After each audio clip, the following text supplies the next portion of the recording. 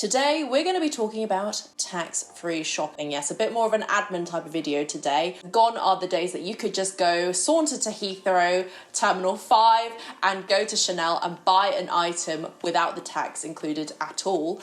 Now it's a much more manual process, it's a much more proactive process. There are so many ways, might I add, just so many ways that I guess customs or these refund companies or just the brands in general can prevent you from getting your tax refunded back to you. Hopefully this will make things a lot more smoother for you if you are going to be traveling very, very soon. Obviously, it's probably worth noting at the top of this video, I will be talking about my personal experience having bought from Greece, specifically Athens. I'm not entirely sure that this will be the exact same process throughout other EU countries, especially namely the actual tax that you get refunded. In Greece, it was, I think for mainland Greece, which is obviously like Athens and some of the bigger islands, I think it's 24% VAT that you get refunded back. So that's quite a significant amount. Usually the average, I think, is about 20%, or I think even in some of the smaller islands, not that they would sell necessarily luxury goods anyway, but just in case you're interested, I think it's 17%. So please do check based on the country that you're in, but I will obviously be talking about the process that I had gone through in Greece. So with that being said, let me talk you through how you actually go about claiming your tax refund. Now, a lot of you guys may have heard of companies like Global Blue. I think there's also Planet Tax Free that we saw in Greece. There are tons of companies that will help you get your tax back. I think it just depends the retailer that you're buying from, which one that they've gone with. When I went to Hermes, they had the Global Blue sticker right at the front. You can also obviously ask just to make sure. Usually all big stores will have some sort of sticker because obviously they want to encourage people to shop, and they even had signs saying Brits get your tax refund here, which is quite funny because obviously they know that UK people will be the ones predominantly that will shop this tax free. That's just one easy way for you to find out if a store does tax free. Obviously the smaller ones, they won't do it. If you're buying souvenirs and other knickknacks, no point really asking. I think there is a limit, I think, of like 50 euros, if I'm not mistaken, that you have to spend above that to be able to qualify for certain tax tiers. But obviously, if you're buying luxury, you'll hit that tier in no time at all. So it wouldn't really be an issue for you. But always make sure that you check on, for example, Global Blue's website. They're really good in telling you the country that you're in, you know, which tax bands they currently have. Once you've made your purchase, be sure to ask them for the tax-free form for whatever company that they've decided to go with. What they'll do is they'll give you the form like this. So this is a Global Blue form, a little packet as well with information and a brochure about what to do. And then they obviously take your passport information as well. You need to make damn sure that they don't mess up your passport information, because actually when I was in Hermes and they were doing this on their little phone app as well, which is quite nifty actually, the sales associate that I had almost typed my name in wrong. And if any details are wrong on your paperwork, because this is a printout after they've populated everything online, then they have every right to reject your tax rebate applications. So definitely make sure you check that. I'm so glad I caught over the shoulder that he was essentially writing my name in wrong. I'm not sure if that was deliberate or not, maybe just an honest mistake because of the tiny phone he had, but definitely be careful of that because there are so many little ways. If they get your date of birth wrong, if they get even just the fact that if you don't have a custom stamp, which I'll talk about later on, there's so many small little things that could go wrong. So just make absolutely sure that you've double checked all the information that they are inputting, because that's something that they actually input themselves as opposed to you writing it down. So your passport information is definitely something you should make sure matches with your passport, of course. And then what you'll also do is you'll need to fill in your information later on around your bank account or credit card details. Usually the refunds will go through credit cards, which I think is actually, as a side note, very, very smart and sneaky in a way, because they're not going to give it to you as cash. I know some places can claim cash in terms of the refund, but obviously the exchange rates aren't that good. But if they give it to you on a credit card, you're likely to keep spending. So they're just encouraging frivolous spending, really. So that's quite smart. But you got to also make sure that is checked and accurate, because you know, if your money goes missing, they aren't going to chase it down, really, are they? And then they'll also take things like your address and everything, phone numbers. Again, just please double, triple check that. They will hopefully give you an opportunity to check through, but just make sure before they actually press print on the actual form, because what they'll do is they'll give you your own personal copy, and then they'll have also the official copy that needs to be stamped by the customs officer as well. I think that one obviously is the one that's sent. I think maybe the customs officer stamps both, but obviously you want to make sure that you have both copies, especially the one for your own reference, just in case you have to chase anything down.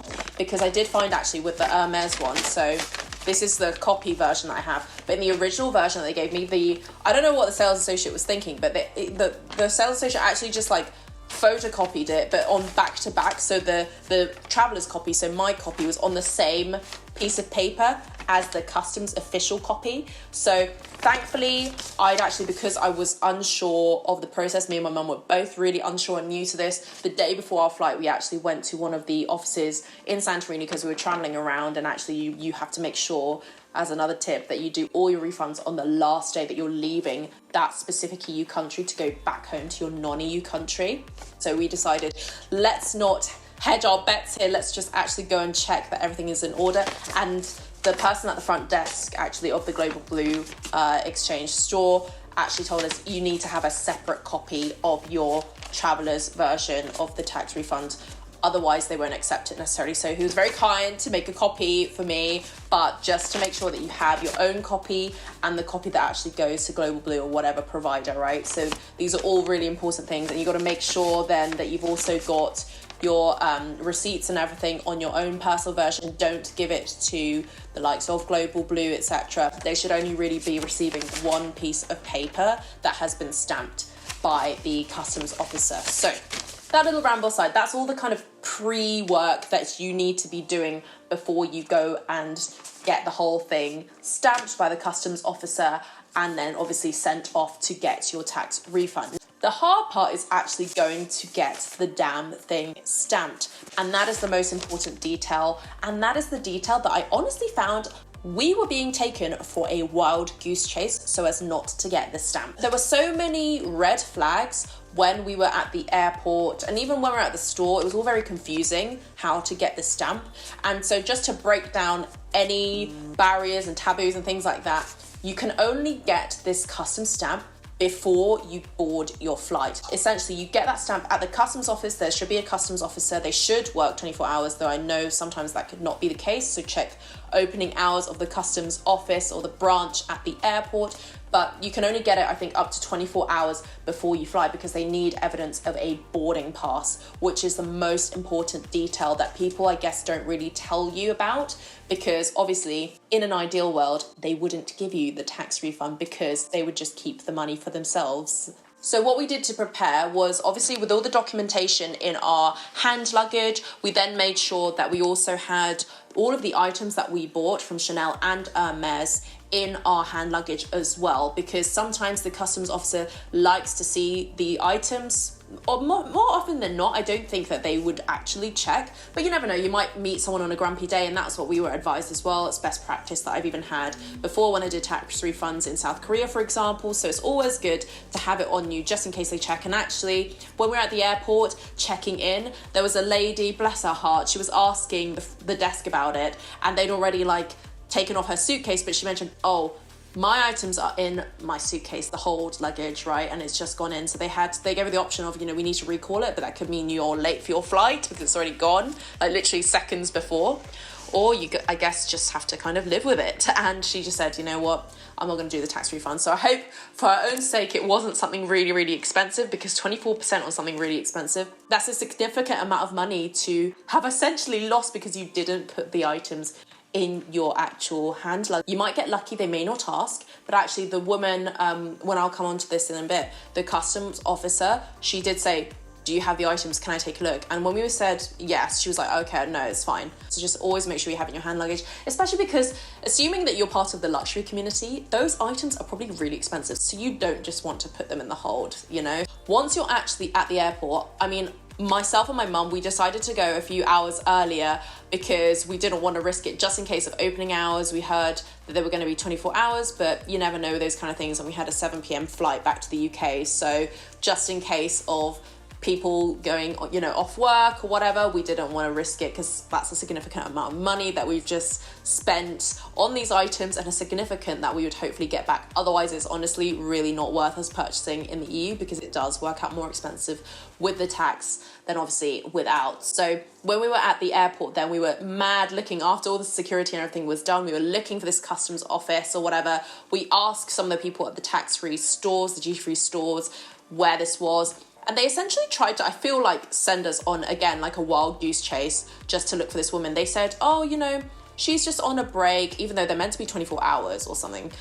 She's just on a break, but she knows when your flight is for the UK, because a lot of other people will ask as well. So she'll come back before then at around 6 o'clock. And obviously our flight is at 7 o'clock. And we're just thinking, that's a bit strange. She doesn't even know us personally, but she knows to come and find us. So I'm thinking, we didn't leave a name or contact or anything like that. How on earth would she know to come to see us? We just said, you know, we will stay around.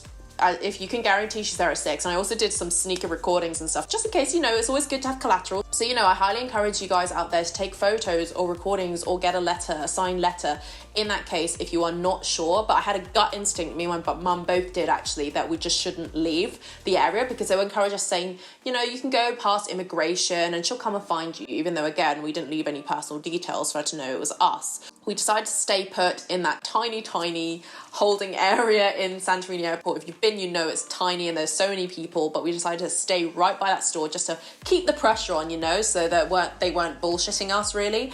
And it came 6 o'clock, and actually before 6 o'clock, 10 minutes before, I said to my mum, look, we're going to go there, we're just going to double check that she's there. And actually, when my mum went over to walk over, because I was like guarding all of our stuff, there was barely any seats, so I had to hold on to those. When she then came back, she told me, oh, they were really surprised to see me there, because they said, oh, the customs person was down in the departures lounges where we were obviously going to need to board our flight later on, but we decided to stay put near the store. And so actually what ended up happening is they said that they were just going to call the customs officer over, and my mum said out of the corner of her eye she saw the customs officer lingering around on the same floor. So they were clearly lying around the fact that this customs officer was going to find us. So I actually think once you've passed immigration, that's it, you can't come back. Although it's nothing life or death, you know, it's just getting some money off. It's a significant amount of money, so I'm glad we stayed put. And she did come over at 6, and she went through all of our paperwork and everything like that. If you don't get that particular stamp, your refunds can't be processed, because at least if you get the stamp and you forget to mail the letter in the country that you're in, you can actually, because it's postage paid on the envelopes, you can actually go ahead and mail it from any country, including the country that you're actually from. So that's not a problem, it goes international. But if you don't get that stamp, everything is null and void. So we obviously made even more of an effort just to apply a good amount of pressure to ensure that this customs officer was going to come and see us. So once she came to see us, she obviously asked around the paperwork, the receipts, she wanted to look at our passport information. She double checked very meticulously that they were all correct. So that's where all the checking beforehand comes in. She then asked to see the goods, but obviously afterwards she didn't really care. And then after that, she did all the stamps and everything and signed with her name and the date as well. So then afterwards, what you do is, if you have gone with Global Blue, they'll usually, if they have the storefront and they have the sticker on their storefront, you can drop it in one of the envelopes there. And I just made a little quick recording that I dropped it in there in Santorini Airport, just in case something goes down. But obviously you have the reference copy there that you can then use. I think there's like reference numbers so you can track your refund. So I dropped mine there, and then my mum had to actually mail hers off. She actually, funnily enough, had to mail it back in the UK because there were no post boxes. But again, I think it's one of those cases where the staff were trying to be deliberately unhelpful, if I'm being honest, because all airports do have post boxes around, not necessarily post offices, but they definitely have post boxes, because as soon as we touched down in Heathrow, it just took a very quick search from my mum to find it. In actually the departures area, I think. And then after all of those hoops have been jumped, you of course now have to wait. And the waiting period is deliberately vague, I feel. And I know there are some exceptions depending on if you've got a fast track refund or maybe currency, cash refund and things like that. That information I expect will be on the internet for you to read, but I personally found the whole thing still very vague, even from the customs officer when we were asking. But I think typically it could be around 3 weeks to reach your credit card. I'm not entirely sure about the other different types of rebate in terms of cash or whatever, but certainly for us, I think it's going to be around 3 weeks, if not the equivalent in terms of working days. That could be up to a month. And that in itself is not guaranteed. It depends on the postage times of when the letter gets to the tax refund offices and things like that, but it's something that I will be proactively, you know, your girl will proactively be chasing up on in 3 weeks time. but actually just to give you a view of how much tax you can get back, I will read out quickly some of the prices. So obviously, like I mentioned before, this will vary depending on the country that you are going to, and you also want to make sure you are going directly home as well. Cannot stress that enough. If you're from a non-EU country, make sure you don't go connecting from country to country, EU country to country at least. You want to make sure you go straight home to make sure you're qualifying. For the meals that I have here, the Hermes Oasis meals, the tax is actually quite significant. So these are actually price including VAT is €560, and with the 24% VAT off, the VAT amount is actually €108.39, and so the final price, hopefully with all things being well, will be €451.61. So yeah, quite a significant amount of money.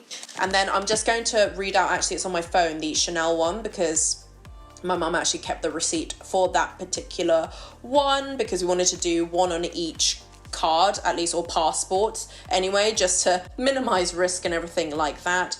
And so for the Chanel reissue here that I got, the actual original price with VAT was €7,770. The tax amount on that is €1,503.87, and so the price excluding tax is €6,266.13. So yeah, still a whopping amount of money, can I add, just say as a side note, for a Chanel bag, but significantly less if you compare it to what they're retailing for in the UK, at least with the tax. So that's just to give you an idea of how much you can get back. And actually the process isn't really that complicated. It seems like a bit of a headache, but that's, for me personally, it was because I'd never done the process before. Now having gone through it, I know exactly what to do, and it just takes you being a careful person and an organized person to make sure that you have everything in order, and then just a patience of a saint. So that was everything I wanted to talk about in today's video. I hope you did find this somewhat useful, especially if you're traveling soon. Please let me know down below where you're going so I can live vicariously through you, first of all. But second of all, what big purchases are you planning on making,